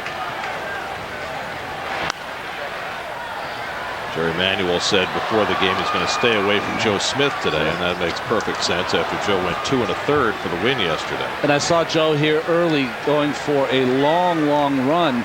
He was happy he was able to do that because during the season he's not able to do that because he's got to be all hands on deck every night, but he knows he was not going to pitch today. And the other thing that Jerry wants to do is if he has to use Duaner Sanchez, who's worked 3 straight days, he's going to try and keep his outing brief. But that's why Howman's pitching here in the 8th, trying to stay away from Sanchez. That's a great shot of young Joe. Look at that. Having a conversation with one of the guards. Probably the same age. By the way, nice job by Joe in last night's ball game. Yeah, that was outstanding. Well, especially pitching that last inning, having to negotiate the tough left-hand hitters. Closing the deal. And it made me think, he got 7 outs last night's game, 2 1/3 innings. Last night I was fortunate enough to run into my good friend Goose Gossage, who was in town. And I was hanging out with Goose, and I just took a look at his stats today before he goes into the Hall of Fame this year. And Goose had 310 saves, and he hates being compared to the relievers today because he was such a different reliever. So anyways, looking at the stats, Goose Gossage, out of his 310 saves, has 152 saves of 7 outs or more. I believe it. Mariano Rivera, 1. That's amazing. Now, I knew that he had some of more than 2 innings, but half of his saves? 152. That's incredible. I remember when they were in the White Sox, and I was a young player in spring training. I went down to Sarasota, and they had Goose and Forster and Terry Forster before he hurt his arm. Yeah.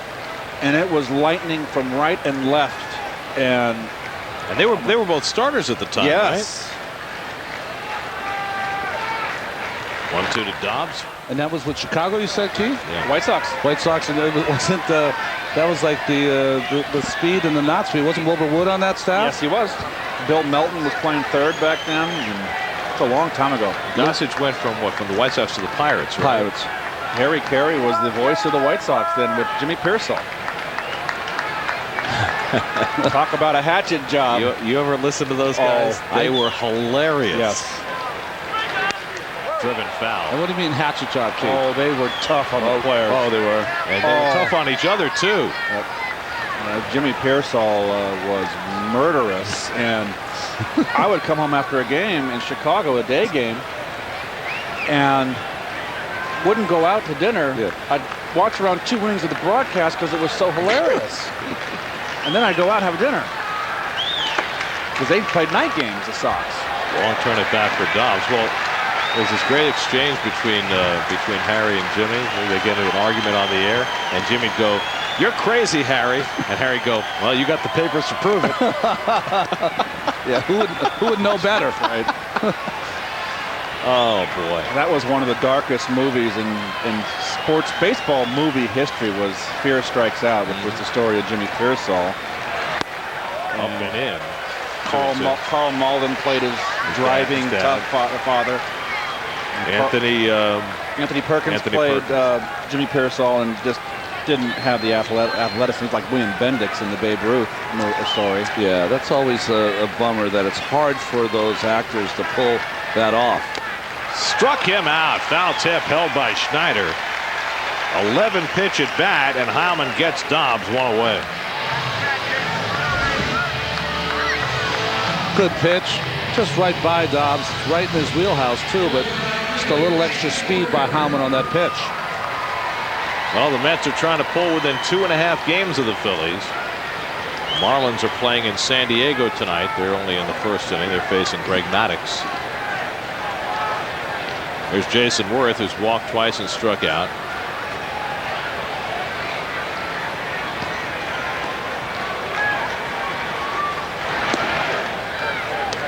Taken low for ball 1.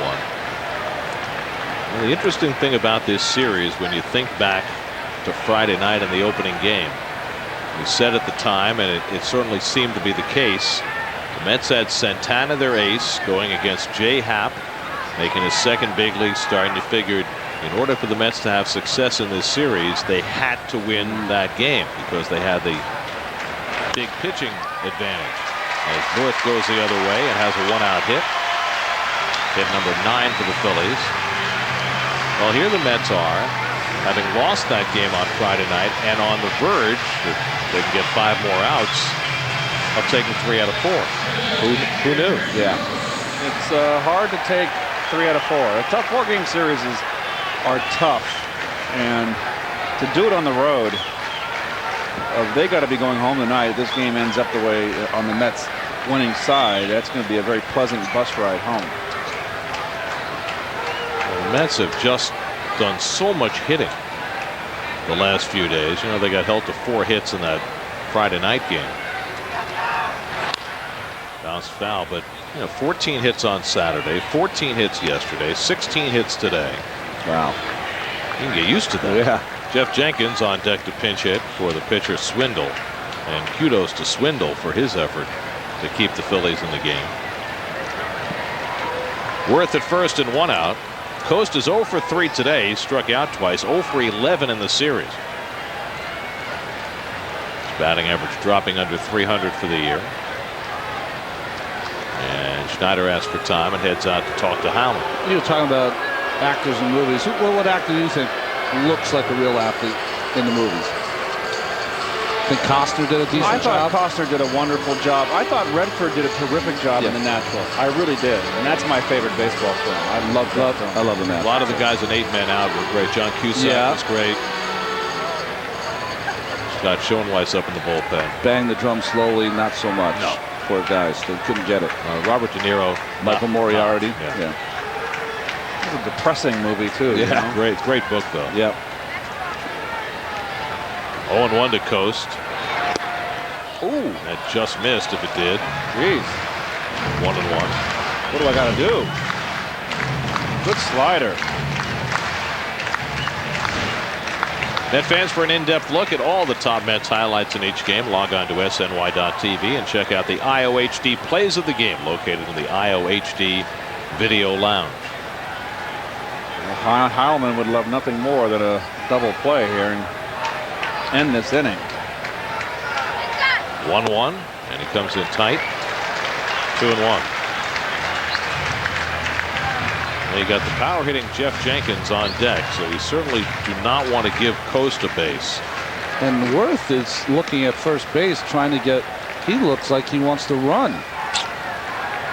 Down by 5 runs in the 8th. I'm telling you, he looked like he was trying to get a lead to steal. Coast pounds one foul. Down to Steve Smith, the third base coach, 2-2.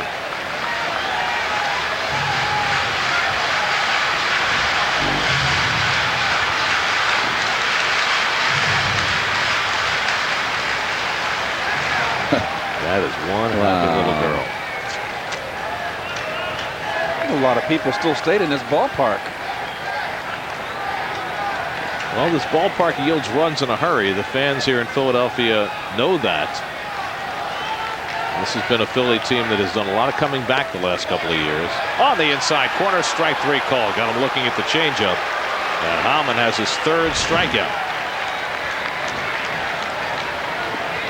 Good pitch by Aaron Heilman. Almost looks like, if it wasn't a changeup, it looked like a little backup slider. Backdoor slide. I thought it was a backup slider. Whatever the case, it doesn't matter. It's a strikeout. Big strikeout for Aaron. And now Jeff Jenkins to pinch hit. Jenkins right now is in a 2 for 40 slump. Wow. 2 for his last 40. But he's the only left-hand hitter on Charlie Manuel's bench tonight, so he gets the call here. That's a pitcher slump. 2 for 40. Ooh. Wow. No thanks. And Jenkins drives one deep right center. Forget it. He launches it deep into the first deck, and all of a sudden it's 10-7.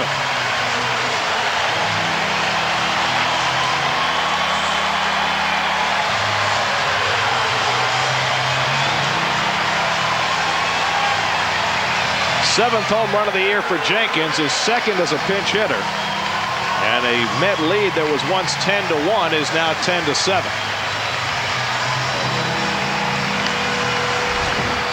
Well, over the middle and down, right in his wheelhouse. This is the guy that you saw Aaron's reaction He knows that Jenkins is a dead pull hitter, and that's a situation for Jenkins to try to hit one out, Ronnie, to get closer. Fourth home run of the game for the Phillies, and now Jimmy Rollins is 2 for 4. And he takes a strike. Watch Aaron's reaction here. You know it.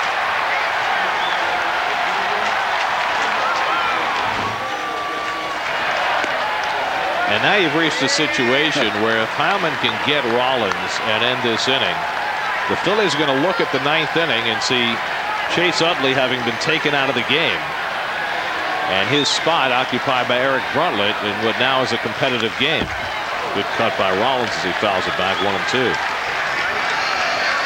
Charlie Manuel pulled Utley from the game in the 7th inning when it was 10-2. Now it's 10-7.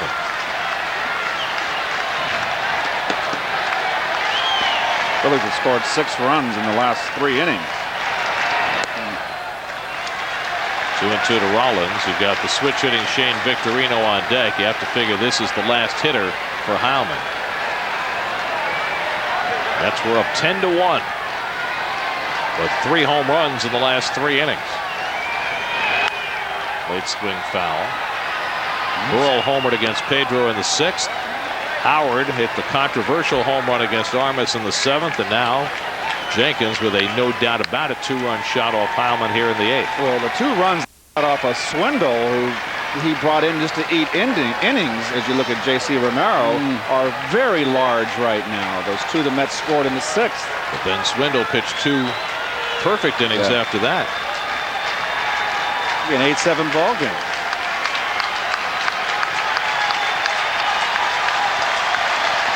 Two to Rollins.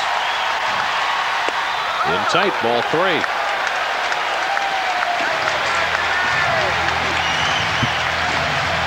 Shane Victorino on deck.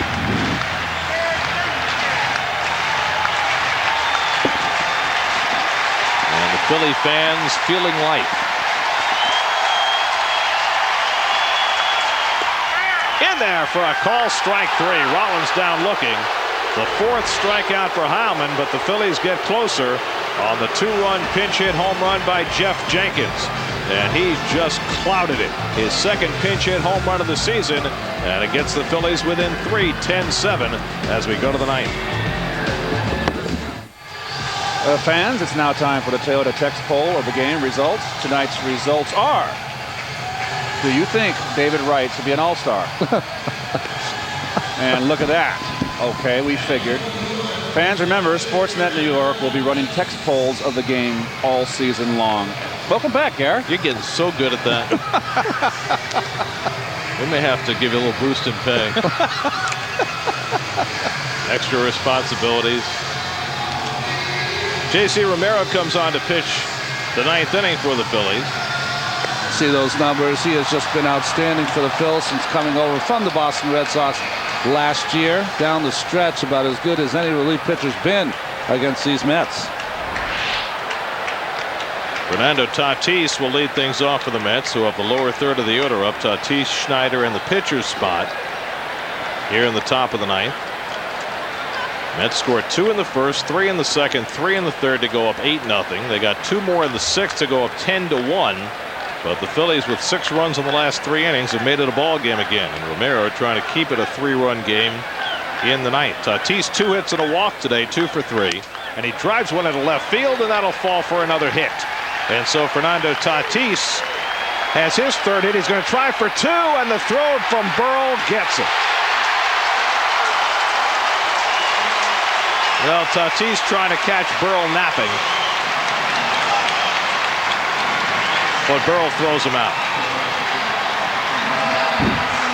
Well, you don't, leading off an inning, 3-run lead. It didn't really take a perfect throw to get him. He was out pretty much. Tried to pull the old phantom slide. Didn't fool Bruntlett. Yeah, that's a play that, you love the hustle of Tatis, but that is not intelligent hustle there. You're trying to play for 1 run here in this 9th inning just to extend the lead. So 1 out and nobody on. Brian Schneider takes a strike. I think he was relying entirely on the element of surprise. Yes. And There just wasn't enough room between Burrell and the ball for that to happen. So Billy Wagner getting ready for what looks like it could be a save opportunity. Unless the Mets score again. Do you ever think that Billy Wagner would have thought he'd be in this ball game?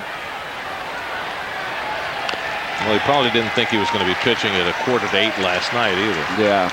Or whatever time it was. But he'd certainly like to get back to the mound today for a little redemption after giving it up yesterday. Argenis Reyes out on deck to pinch hit for Howman.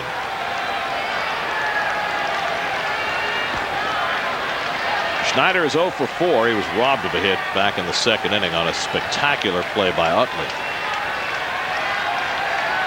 Bryant's driven in a run with a ground out today. Romero crowds him and Schneider went around. Rohan with a call. And Schneider is struck out. 2 away. Well, I didn't think he went around there, but nowadays that is a swing. It's an automatic, isn't it? Just about. So 2 away. Now Argenis Reyes will look for his first big league hit. He struck out as a pinch hitter in the 10th inning last night.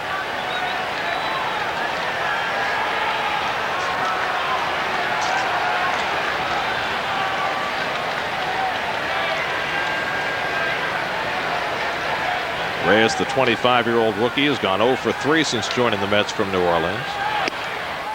And it takes ball 1. Looking ahead to the 9th inning, the Phillies will have Shane Victorino, Eric Bruntlett instead of Chase Utley, who was taken out of the game earlier, and Ryan Howard. Followed by Pat Burrell. You don't want to get there. 2-0. Jose Reyes waiting on deck. The Mets have 17 hits in this game, and yet the outcome still in doubt. And Argenis Reyes takes high ball 3.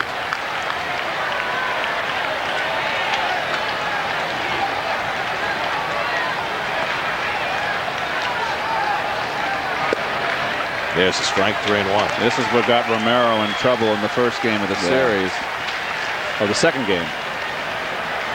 Excuse me. Gave up base hits to Easley and Delgado at a time when the Phillies had a 1-run lead, and he wound up the losing pitcher. Fell behind. 3-1 to Reyes. Ground ball hit to second. Bruntlett gives ground and throws out Argenis Reyes to end the inning.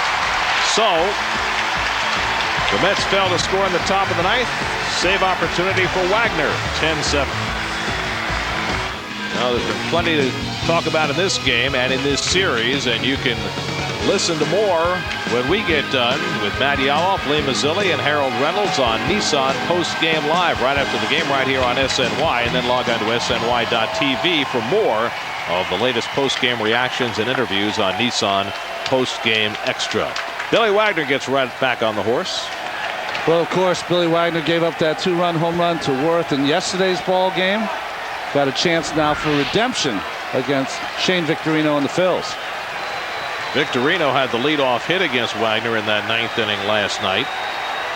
That set the stage for Worth's game-tying home run. Victorino's 1 for 4 tonight, a double drove and a run in the 7th. And first pitch fastball from Wagner at 96 in for a strike.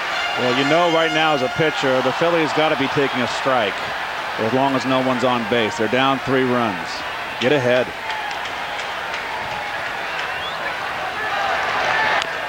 Victorino bounces one foul and Wagner ahead 0-2. Interesting, Keith, you talk about it. It's always difficult, I think, for Billy to pitch here. Not that it's not because of the size of the park, but they used to play here, and of course left in less than great shakes for the fans. Well, he gets more than his share of vitriol in this ballpark. Yes. There's no question about that.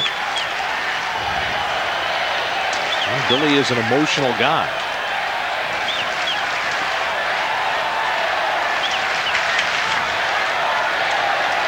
One-two.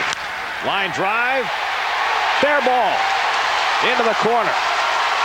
Victorino heads for second. And he's in with a leadoff double.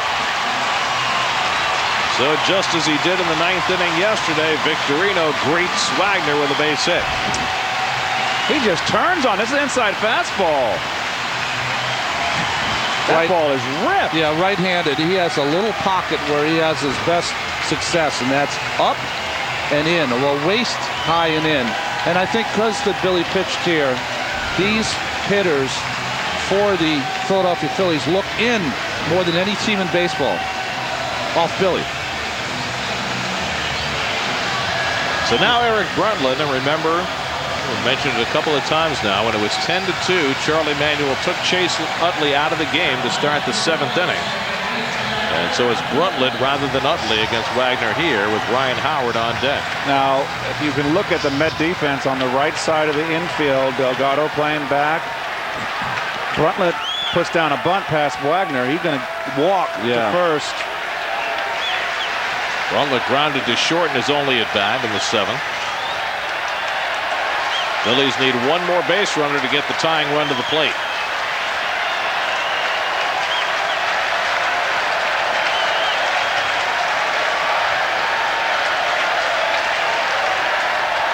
And Brundtland takes the fastball in tight for ball 1.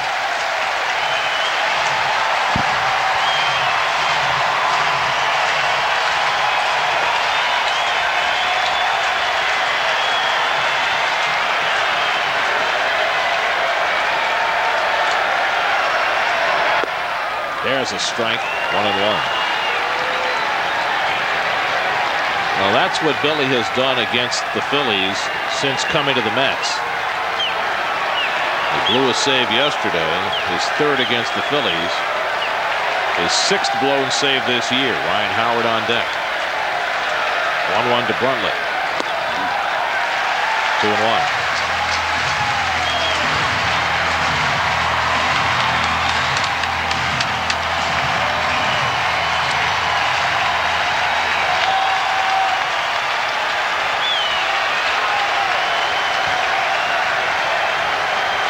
This is the guy that Billy has got to get. Swing and a miss. It's a country fastball, and it's 2-2. He got help there. This ball might have been out of the strike zone. Absolutely, it's out. That would have been 3-1. It's hard to lay off that high cheddar from Billy.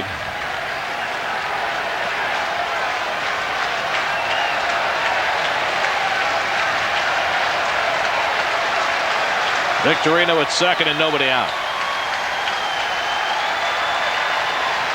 2-2. Low and away. And a full count to Brundtland.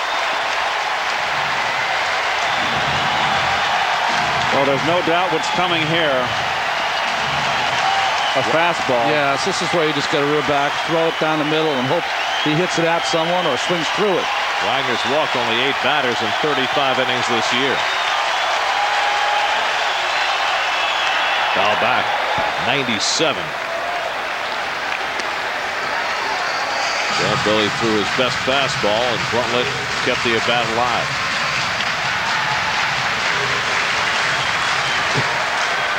Guys got their hats on crooked.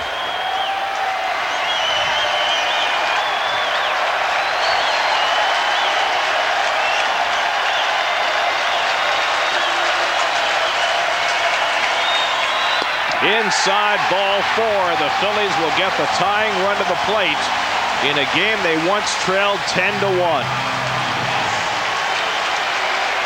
Ryan Howard and Pat Burrell, the next 2 hitters. Well, they got their bombers up. And don't forget, with Dobbs 3rd in the order, they have Pedro Feliz on the bench.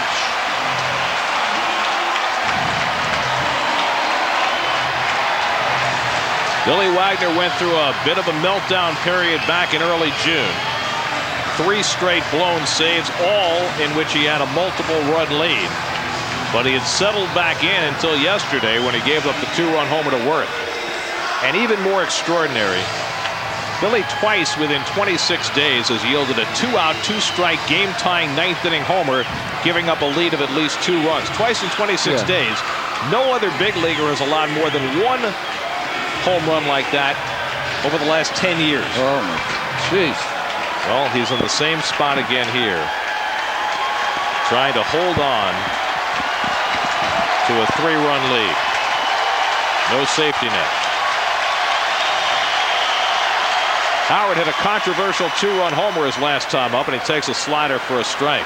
Philly had been throwing all fastballs, but started Howard with the slider. Well, that's a good pitch there. The problem he's got to stay is up and away to Howard. That's the ball that he kind of hits to left field. Swung and missed. 2 sliders in a row, and Billy's ahead 0-2. Bad swing here by Howard on a nasty slider from. Got to stay with that pitch, Keith. Don't hang it, though. Yeah. Stay with it. You can throw it in the dirt now. See if he'll chase. 2 pitches. Wouldn't chase that one. It's 1-2. Howard's home run in the 7th inning, his 24th of the year. He now has 78 runs batted in to lead the National League. Chase Utley can only watch.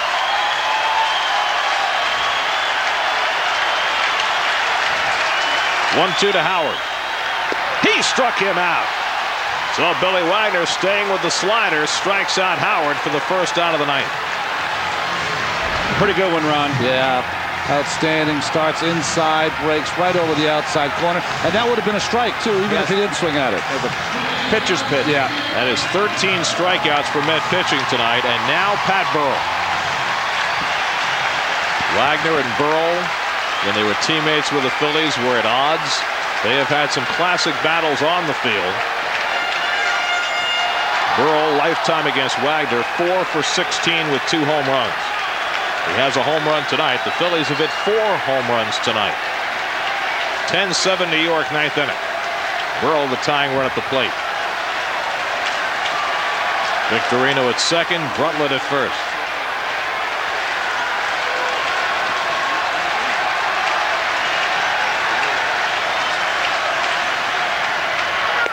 Burrell takes a fastball for a strike. Every game in this series has come down to big at bats late in the game. Pedro Feliz out on deck to pinch hit for Greg Dobbs. Way inside, he almost hit him. That's all right. That's a good pitch right there. Knocked him off that plate. Move his feet. Make him not that comfortable in that batter's box.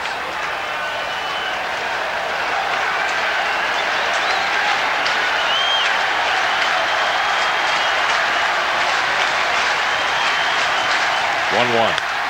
Lifted to right field, playable for Chavez. 2 out, and the runners hold. So now the Phillies are down to their final out. As Burrell flies out, Pedro Feliz will come to bat for Greg Dobbs to give the Phillies a right-hand batter, and a powerful one against Wagner.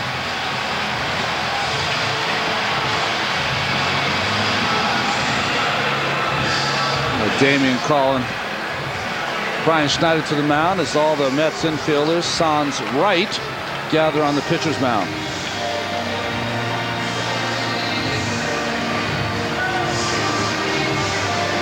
Billy can't work his way through Feliz. Of course, Jason Worth is on deck. Only makes sense in this series.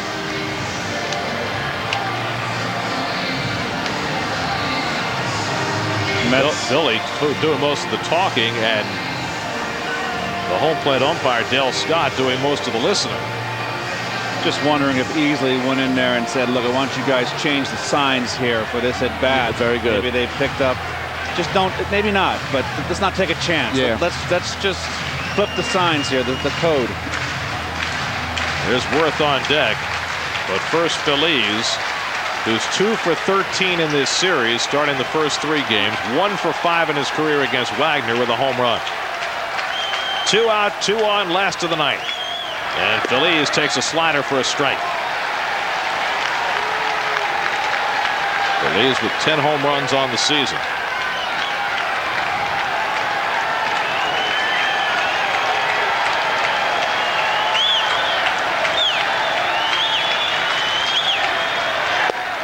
There's a strike at the knees. 97 on the block, and it's 0-2. 2 perfect pitches. Slider in, fastball, perfect. Knee high.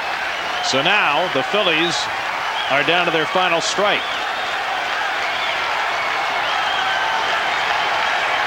I've heard you say that before, Gary. You had to say it. Philly not feeling comfortable. Maybe worried about sign stealing. Well, you know what's interesting is the umpire Dale's got to come out here to break it up. Look, really, in this instant, the umpire shouldn't even bother, because I mean it's such a big part of the game. I mean, I know you want to rush the game along and you don't want it to be too long, but these are times that test men's souls out there. You got to let them talk through it. Well, Billy reached this juncture in yesterday's game. 9th inning, 2 out, 2 strikes, tying run at the plate. They've already told each other what the pitch is. No sign. 0-2 to Phillies. Hit up the middle, base hit. Victorino turns third. He'll score. Heading for third is Bruntlett. The throw by Beltran. It gets away by Wright off the sidewall. Bruntlett scores, and more importantly, Phillies goes to second with the tying run. Beltran threw to third, trying to get a runner who meant absolutely nothing. And it went on by. Bruntlett scored. It's 10-9. But most importantly, now the tying run is at second base. Just absolutely poor judgment on Carlos Beltran's part. The run means nothing. Absolutely nothing. Bruntlett shouldn't have been running. Right. Beltran shouldn't have been throwing. Wagner should have been backing up. There's a litany of problems on that play. And now you got the same matchup as yesterday. Difference is this time, if Worth hits a home run, the Phillies win. Single RBI, error on Beltran, allowing the second run to score. Tying run at second, 2 down.